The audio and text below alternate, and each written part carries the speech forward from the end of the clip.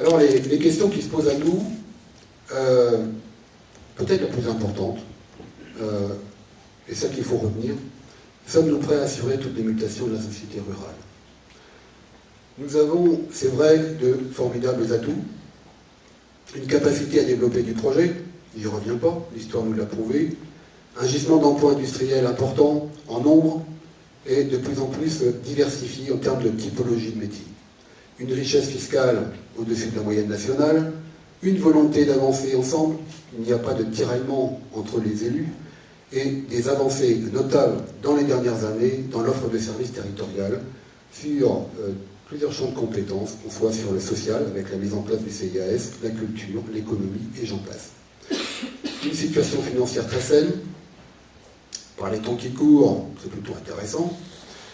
Une envie de construire ensemble un territoire solidaire, avec toujours cette même foi à pouvoir se nourrir du champ de l'initiative et de l'expérimentation.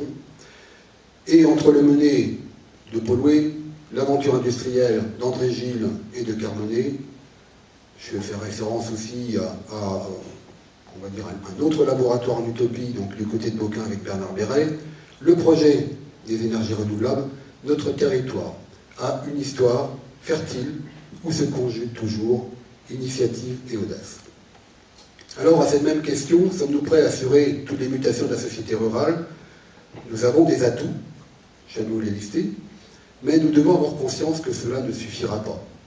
Il y a des données contextuelles qui impactent le mené. Il nous faut y apporter des réponses, s'y préparer et être imaginatif.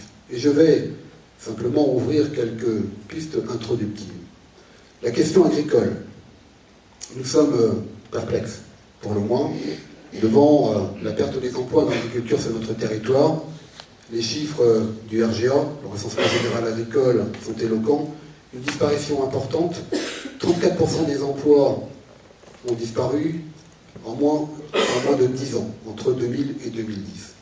Et en même temps, donc, vous assistez à l'érosion d'une population qui est porteuse des valeurs locales, qui traditionnellement est engagée dans l'action publique et associative. Alors, ce phénomène est-il irréversible? Où sommes-nous en capacité d'accompagner la profession à se régénérer? Pouvons-nous localement arrêter l'hémorragie des emplois? Quelle agriculture ou quelles agricultures demain? Comment les soutenir? Comment aider la production de richesses? La question de la santé. Il existe des interrogations sur l'offre de soins suffisante sur notre territoire. L'accès aux soins est traditionnellement un droit pour tous. Il faut pouvoir être soigné, ici aussi bien qu'ailleurs, et ne pas subir les effets d'un désert médical annoncé.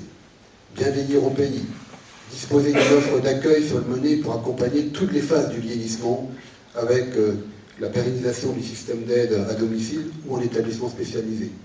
Il y a une offre à travailler, à réfléchir, à accompagner. La question des services à la population, ce qui est prioritaire, ce qui est important. Où s'arrête la notion de proximité des services? Pas tout partout, mais des équipements en phase avec les demandes de la population. La question de la formation, de l'insertion. Comment aborder ce sujet si important pour notre population? Quelle ambition avons-nous pour toutes celles et ceux qui ont, pour le moins, des parcours difficiles et qui veulent redresser la tête? Comment la collectivité peut les accompagner?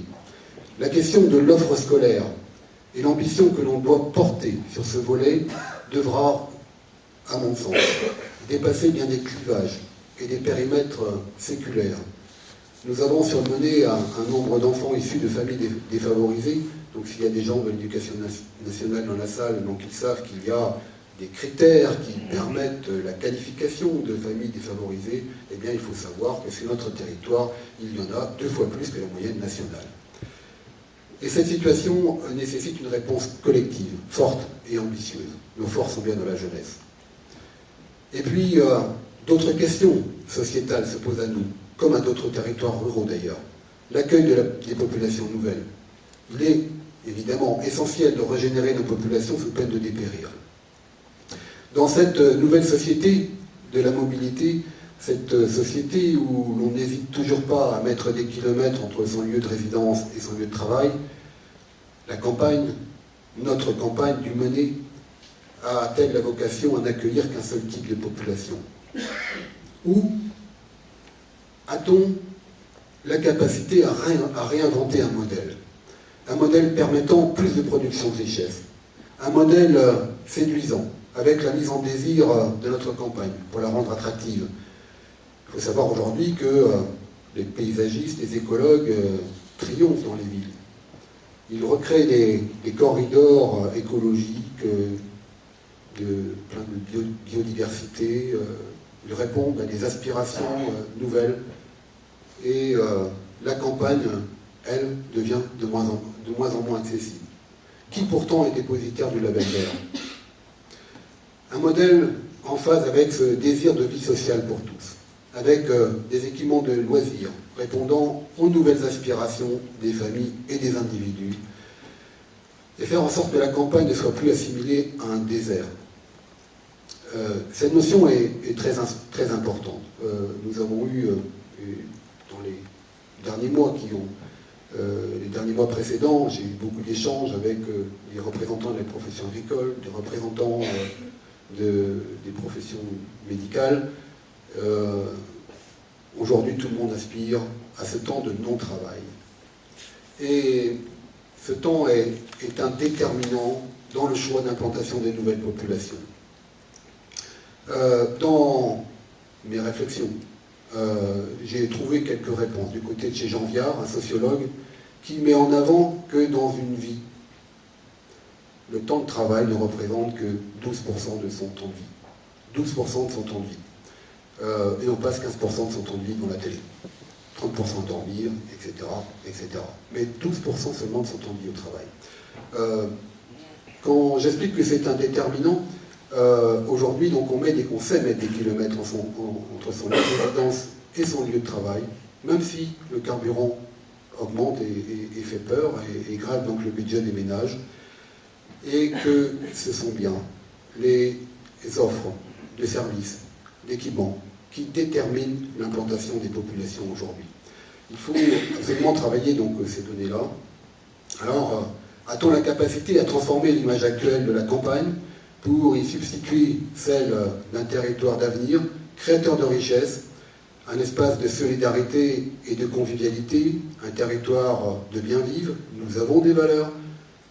Dimanche dernier, j'étais à Saint-Méneau pour les courses de côte, et je peux vous assurer qu'il y a encore un fond de valeurs, de solidarité, de convivialité, quoi. Mais il faudra certainement aller plus loin pour accueillir une population nouvelle. Imaginez le territoire de demain, c'est bien entendu en connaître son passé, être conscient que le territoire du Menet, c'est aussi un terroir, avec ses spécificités, ne pas oublier de les valoriser. C'est connaître les mutations sociologiques du présent, évidemment, mais aussi disposer d'un plan d'action ambitieux, généreux, pour contrarier un destin qui nous est annoncé difficile.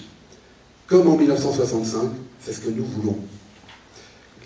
Alors avec vous, nous allons écrire cette feuille de route, et je vous propose d'entendre maintenant Jean Livreau pour nous livrer un point de vue et le partager avec vous. Merci de votre attention.